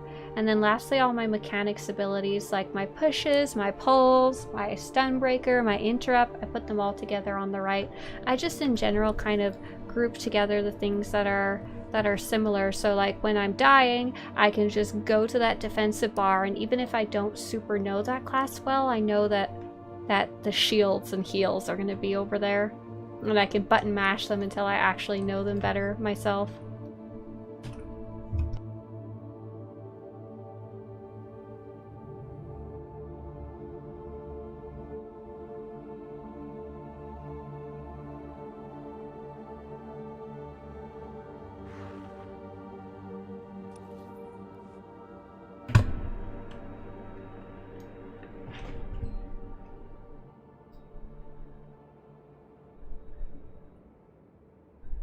Yeah, cheers. Have you ever played Dragon Age? No, Mr. Swtorista likes that one a lot, but I think it was like before my time of getting into video games, so I never quite tried it out. It's that and Skyrim for some reason I've never played. Your relationship with that cave is still a better love story than Twilight. I don't want to ever go back there again. And cheers, Marikas. Yeah, I'm glad you found the videos useful in general. I really like the story order guide. I don't use the video version a lot, but the text version I use myself a lot to figure out like what's coming up. Shawnee says, hey, I just started playing the game and I really appreciate all the guides. What's your favorite class to play? My favorite class to play, like combat-wise, is the Vanguard Trooper Tank. I like that one a lot. It's my main character.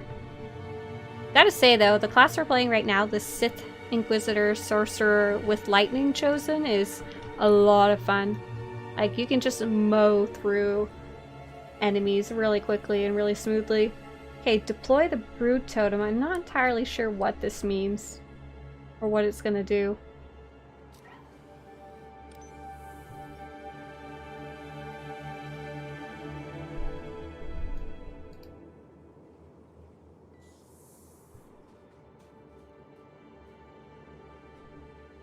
Okay. I wasn't sure if it was gonna like trigger something else. Looks like I have a second one to deploy though. Necron says, I love your content. You basically taught me everything about this game. Aw, super happy to pass on the information. I'm very lucky that a lot of nice players through the different guilds I've been in over the years have been nice enough to like share their knowledge and answer my crazy questions. And I know not everybody has that experienced veteran players to ask questions to. If you could command a ship from the Star Wars universe, what would it be? Honestly, I don't even feel super comfortable driving, so none. Like, I don't think I should be driving a ship, much less a car. So what ships do I think are super cool? Like, if you're asking an open-ended question like that, I want a whole dreadnought. Let's do it. Let's do an Imperial class Howard cruiser.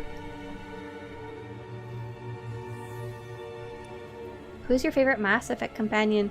I did play Mass Effect. That one, I really liked the universe. The gameplay didn't quite click with me as much, so I kind of had to muddle my way through so I could see the story. I haven't played in a very long time. Who did I like? I liked... You guys are going to have to help me with the names because I'm having a brain fart. The purple girl, purple alien girl, and blue alien girl. I like them both a lot.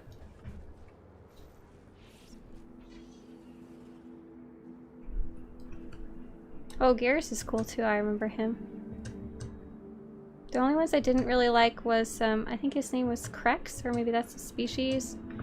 And the human lady and human dude.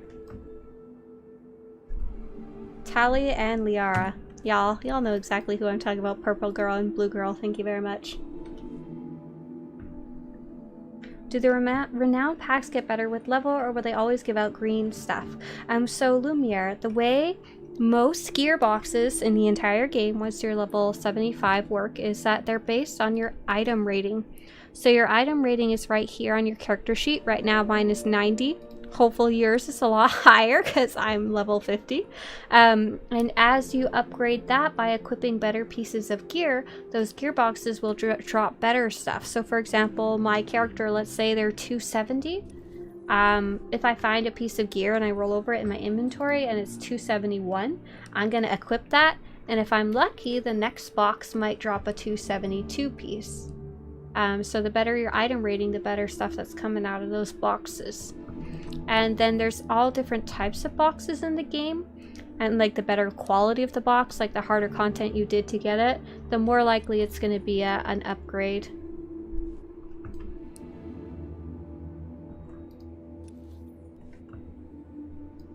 If you want more information about how level 75 gearing works, it can be really useful to watch a video, but that was the gist of it. I think that was the important part.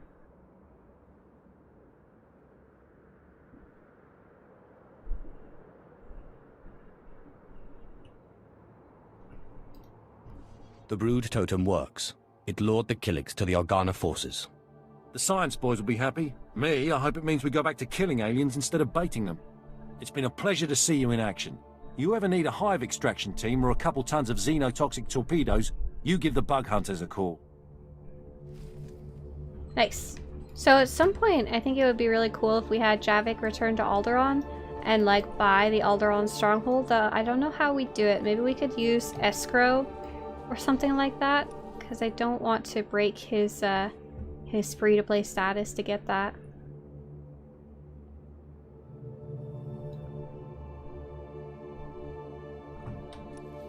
I need to go in the house. Sweet!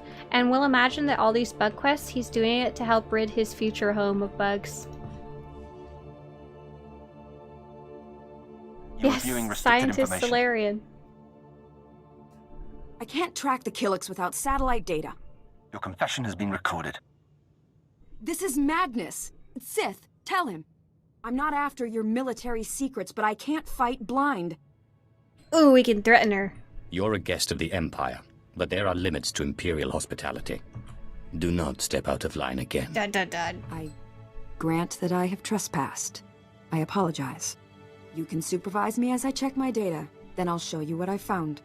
The Black Hive is hurting from what you've done, and I think I've found one of their weaknesses. Months ago, King Ulgo became aware of the extent of the Killik threat. Instead of alerting my order, he tried to hide the problem by hiring mercenaries. Ulgo went with off-worlders instead of Alderaan's own ancient protectors. You must be crushed. I assume he didn't think we'd be loyal. We would have been. The mercenary group was called Blood Company, run by an alien warlord who was part of the Manan atrocities, according to your files. Blood Company was absorbed by the hive mind. They all became joiners, and their knowledge and savagery spread to the Killiks. I'm getting tired of crushing insects. Mercenaries could make things interesting. I don't understand how you can talk like that. Using the Order's lore and Imperial technology, I've made a bait that should lure in the joiners if used at the right locations. I'll entrust it to you. I'd be torn apart myself, but someone has to save this world. This world is nothing more than a resource to be drained. You're fortunate we need you at all. That is not a Javik line. At least you're honest about it. If you can destroy the joiners, the nest will start to unravel. There's a base farther out. We should move there next. Good hunting. This is just his home world. This is just a resource to be drained. That was not what I thought he was going to say, my bad. So JK said earlier, I thought he was good. So Javik in general is good. He's more light side than dark side, I would say. He doesn't kill people for fun. He doesn't kill people when he doesn't have to, actually, if he thinks he can get away with it. But he will kill people if he feels it's necessary to save himself or his family or maybe someone else in need. But he's also very impatient, impetuous, impulsive. He's been through a lot of violence in his own life, so he's you'll see him slap some people in cutscenes and stuff like that, and he doesn't really think twice about it. Like, what's slapping somebody across the face compared to killing them? Nothing. It means nothing. So he in general in the important decisions will choose light side, but in a lot of the side quests he'll often choose dark side ones, just to like either to get through it because he's impatient, or to like kind of also impress his power as a Sith, because he basically never wants to be a slave again, and he wants to gain enough power that he and his family can always be free. And sometimes you gotta lay down the law with some threatening and some Sith lightning and stuff like that to get there in the Empire. You can't be weak or you'll be devoured. A player was asking earlier about the Jedi Consular story and whether it was as boring as they heard. Ooh, what are we doing right here? We're using the lure. Turn off the evil cave heroic. Personally, I really like the Jedi Consular story, but it's a lot more slower and subtle paced compared to the other classes. It has a lot more focus on diplomacy and like healing powers and stuff like that, and a lot of players don't really like that compared to the more traditional hack and slash of the other Jedi and Sith stories.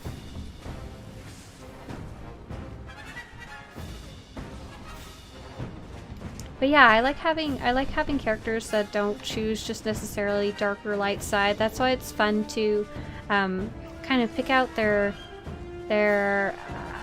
backstory beforehand and then choose options that are appropriate to them instead of specifically picking ones that are dark or light. A lot of my other characters, when I'm just leveling the class stories, I'll choose either dark or light because I'm lazy, or I'll choose whatever option looks like it's the most fun or will have the most like response back from the NPC character.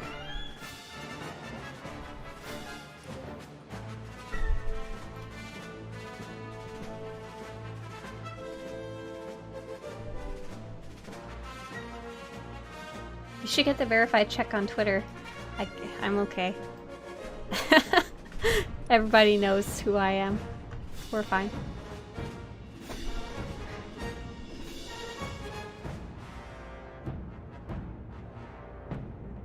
Hostiles approaching. Tu Quattarjan.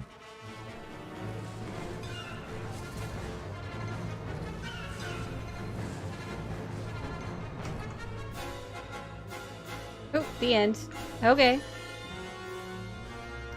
Ooh, we get to see it sent to a new area. That's cool.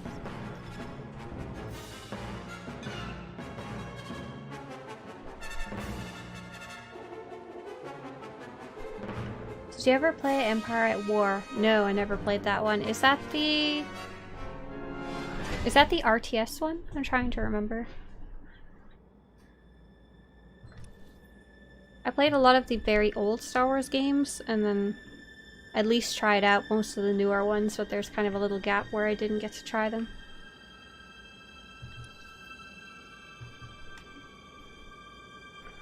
We're going to be wrapping up our stream in about 20 minutes, so if you had any questions or comments now, between now and the next 10 minutes would be a really good time to get them in.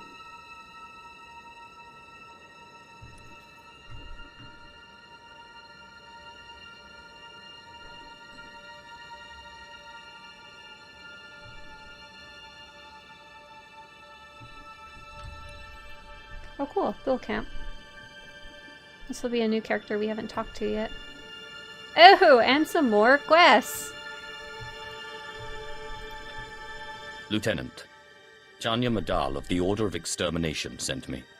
My lord, holocoms are online. We'll put you through. This is Sergei Thule on the Eastern Front. We're dealing with another Organa attack. How do we fare against the Killiks? Your team managed to disrupt the war mind of the Black Hive. Is that right? I am grateful to you. The Joiners were the key, and you risked body and spirit to stop them. No sacrifice is too great to save this planet from the Killiks. In the name of the First Huntsman and his sons, I'm tremendously grateful for all you've done. It's becoming clear that House Thule is the only house devoted to the Killiks' elimination. I'll continue advising your teams, Lord Sergei. Chanya out. You're winning the hearts of the people. Pity she may be trouble. What makes you say that? She knows too much about our capabilities, and her loyalties lie elsewhere, but put that aside for now. Wipe the remnants of the Killik forces off the planet, and watch for the other houses. The fewer the bugs, the more they'll encroach. Ooh, next quest. And then I'll go through the Q&A and chat. Thank goodness! I've been requesting backup all day, but my blasted comm unit's malfunctioning. No matter. You're better than an army of reinforcements, my lord. Just what I require. My mission was to wrest the droid factory from Algo's grip, but my men were ambushed and killed. I need the job finished. I'm not cleaning up after your failure. There was no way we could have predicted Algo's ambush. That factory belongs to House Thor. Its droids were made by the Empire to defend and rebuild our crumbling fortresses. Since Algo stole the facility, our progress has ground to a halt. There's only one way to fix this. Buka kampak nijit, tonka yiliska chanaga. Patoga wata kiko uba kiliwata. Not without appropriate compensation. Don't worry. House Thal takes care of its friends. Kupa tonti toki maki chisa chubolo wawuni. Pay me, pay me. Pay me credits. Okay. What do you expect for the next expansion? So I think the better question is probably... Stop pasting, hang on. Better question is, when is the next expansion? We know from developer notes that they have shared... Yeah, that guy's voice. He was certainly something. We know from the last developer update that they shared that... There's something here? Oh, there's another guy. That it doesn't sound like there will be an expansion this year. So my guess is the next expansion will be with the 10th anniversary, which will be next year at the end of next year near the holidays. So what it will be about at that point, I don't know. We do have another story update coming in the holidays of this year, and what we know I've posted in a link in the chat. I won't go over exactly what we learned. This is unacceptable. I sent researchers out 2-3 hours ago, and still they haven't returned. We shouldn't have to tolerate such incompetence, my lord. Makes a stomach churn. Perhaps you could assist where these indolent researchers failed. I need that relic. I need it now. I hope you plan to elaborate. It holds ancient texts detailing a time when Killiks ruled Alderaan. Records of Ouroboros, the Killiks' castle lands, their rise and their fall. With the relic's information, we could potentially drive back the Killiks, or control them. Why bother controlling the Killiks when we can slaughter them all and be done with it? That seems a tad harsh, even if it could be done. Everything rests on the relic's recovery, and I've wasted enough time waiting on my inept researchers. Perhaps you can repair their blunder. Recover the relic? This better be worth my while. If I weren't confident, I'd be in my estate sipping Alderaanian brandy. The relic lies among ruins atop the nearby mountain. If you see my researchers, feel free to push them down the mountainside. Yeah, let's push them down the mountainside. Sounds fun. We've got force push, right? Yay. Which class do you like the least and the most? I like to play the Vanguard tank the most. In general, my favorite class is probably the Jedi Consular and the Jedi, the Sith Inquisitor. I like those ones a lot. Their stealth plus force powers is really cool if you're playing the Assassin and the Shadow, and then otherwise you just get a ton of force powers and force lightning, which is awesome on the other half of that. Ooh, I see a quest coming up. Probably heroic, but that's okay. Oh, it's a heroic. I think I'm gonna maybe just not even pick this up because we have not had good luck with the heroics so far, so we'll skip it and move forward. Who is your favorite hut? So the huts I can think of off the top of my head, apart from Jabba, there's Fathra at the beginning of the Bounty Hunter and Imperial Agent story. Fathra was the one that you're fighting, and then there's the hut that you ally with in the main area, but I can't remember his name. And then the only other hut I can think of to name is the hut who you ally with and comes to your base. He's a scientist. I'm also forgetting his name right now. Ogurub. He's got a cool little eye thing. Out of those three, I don't know if I have a favorite. When do you think Zenith will return? Honestly, at this point, never. But I'm sure he will at some point. I feel like they just kind of gave up on him, which is kind of hilarious. I'm sorry. Which Jedi class would you say is the best or makes the most sense for a Grey Jedi or Jedi Sentinel style character? A Grey Jedi is a philosophy, right? It's all about not specifically following the light or dark. I honestly think you could do it with any class. Really doesn't matter. I think you can make those great choices as any of either class. Here's a question. If Disney do the KOTOR film or series that's rumored, do you think BioWare will throw a lot of dollars at the game to get more players? So one thing I've learned, especially since I get to see the numbers on my channel fluctuate with the gaming population, is that outside forces can highly affect how many people are playing. So for example, the biggest boost in players has been through Steam. But other than that, the biggest boost in players has been through cool other Star Wars stuff coming out. Like for example, The Mandalorian came out and there was a big boost in players. The last Star Wars movie came out and that also brought people back to the game. And the other factor was new expansions bring back existing players. So if there was a movie that came out, BioWare wouldn't even have to do anything. Like, players would just come start playing no matter what they did.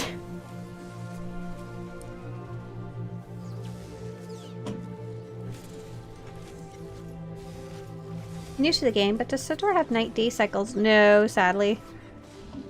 This game does not have night or day cycles. One cool thing though, just more of a fun fact, Republic Terrace is, or one of the planets on one faction is nighttime and one on the other faction it's daytime, so pretty cool difference.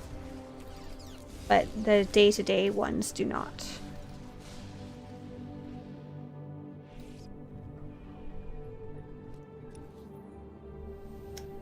I think we finished whatever we needed in here.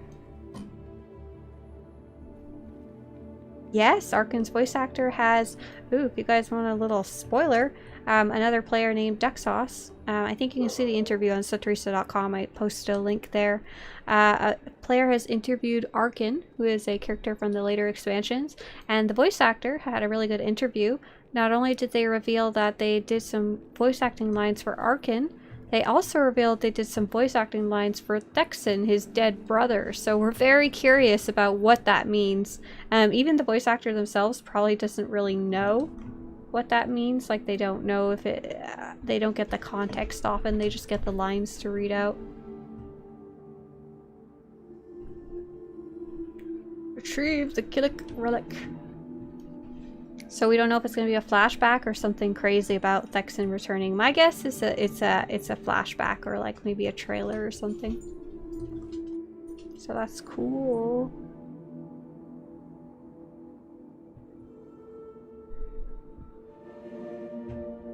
Ooh, bugs. Gonna have to fight these bugs.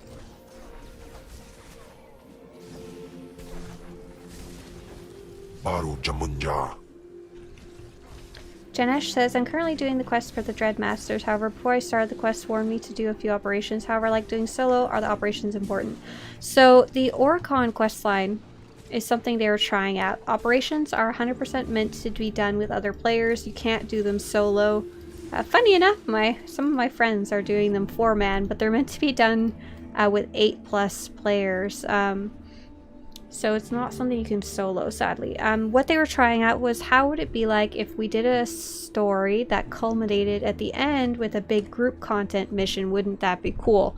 Most players said, no, that wasn't cool. We want to do solo story and then end it with a solo fight. And so most of the other content isn't like that.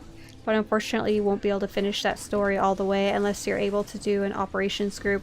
And that specific one is probably not... like, if it's your first ever operation, it's not really the best first operation either. It kind of is what it is. Sorry for the bad news. What I recommend is play it up until the point you get to the operation, and then move on to the next planet, and just let that quest sit there until eventually maybe one day you can complete it with a group. What planet would you like them to add? I'm pretty happy with the current list of planets. I would like new areas on existing planets. Like, I'd like to explore more of Tython's temple, because I can't imagine the little that you get to see is all of it. Love to see more of the ruins of the Jedi temple on Coruscant, or see more of the upper areas of Coruscant. Stuff like that, I don't know. I thought would be cool. Just going back, but having like the quality of graphics we see in the expansions and the new areas that they add. Am I just passing through here? I guess so. Afragiban.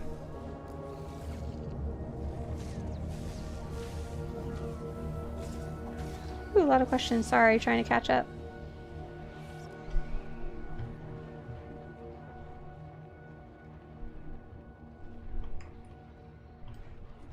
What is your favorite Star Wars movie? I really like Attack of the Clones. I really like number 2.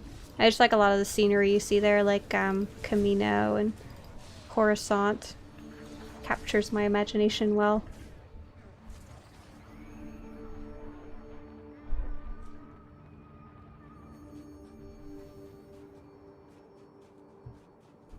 Am I going the right way? It really doesn't feel like I am, but I hope I am.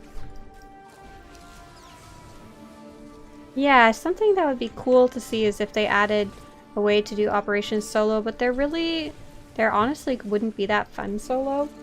A lot of the challenges working together with your team, and they're not very story heavy, so I don't really know how they'd make it so that it's well balanced and fun for group content, other than just kind of like rolling through without any actual like fun, just to see it. Ooh, I'm having some lag issues. That's not good.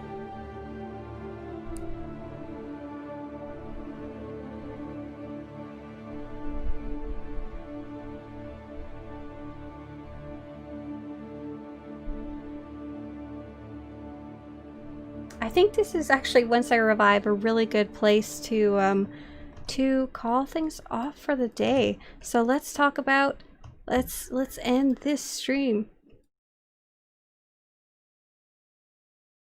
She dead. Operations, and you can take 7 companions. I have been doing group content with companions solo lately. Trust me, you do not want that. Your companions are too stupid to do operations. They stand in all the bad stuff. They teleport right up to the boss even when they're a ranged companion. They don't save their heals for a good moment, and they don't have enough heals. It's like, really, they're not designed for that. I don't know what it would have to be, but they would have to have some major changes. Alright, so what is going on today? So we are going to be finishing up our stream here for today. Whee! And what's coming up next? So every morning, weekday morning, I stream 8 a.m. to 10 a.m. PDT. Today is Monday, so I'll be streaming all week in the morning on Twitch. That's twitch.tv/Swtorista. And the next time we'll be streaming on YouTube is this Friday for the fashion show. And if you want to join the fashion show, you can watch on YouTube at 3 to 5 p.m. on Friday. But if you want to participate, no matter what server or faction you're on, you have to be supporting the Swtorista projects either on Swtorista.com/Patreon, as a Twitch subscriber, or as a YouTube membership. So you have to press the join button on YouTube. So we'll be having fun trying that out for the first time on Friday and showing off some sweet Star Wars The Old Republic outfits. I hope you guys have a great day. As always, my website is Swtorista.com, is where you can find most of my guides and videos. And of course, we're on YouTube right now. Hi everybody, there's tons of videos there about the game if you don't already know what I get up to. Hope you guys have a great day and see you all later. Bye! Have a good one, everybody. Bye! See ya. Bye!